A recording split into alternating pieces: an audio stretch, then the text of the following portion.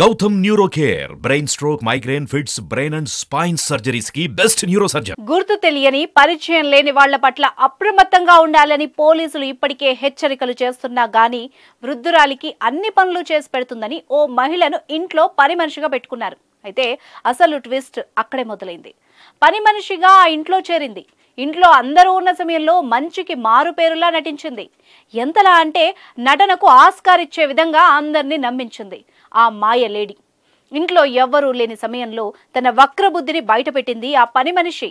వివరాల్లోకి వెళ్తే పల్నాడు జిల్లా నరసరావుపేట పాతూరులో ఇంటి పని కోసం లక్ష్మి అనే మనిషి ఇంట్లో పని మనిషిగా చేరింది.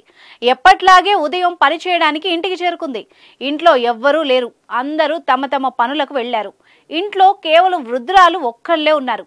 ఇదే అదునుగా భావించిన పని మనిషి లక్ష్మి చాకుతో ఇంట్లో ఉన్న వృద్ధురాలిని బెదిరించింది. చాకును వృద్ధురాలి మెడపై పెట్టి ఒంటిపై ఉన్న బంగారు గొలుసునివ్వాలని ఆమెను బెదిరించింది. భయాందోళనకు గురైన వృద్ధురాలు ఏం చేయాలో అర్థం కాలేదు. నమ్మి పని మనిషిగా చేర్చుకుంటే ఇంతటి పనికి ఒడిగట్టిందని అనుకుంది.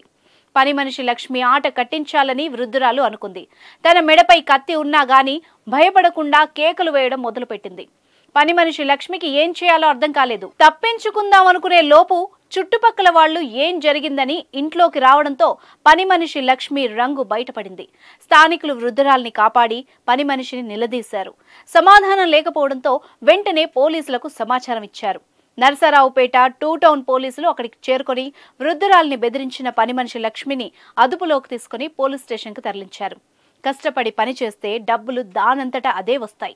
ఇలాంటి పాడు పనులకు పాల్పడితే కటకటాల పాలవ్వాల్సిందే.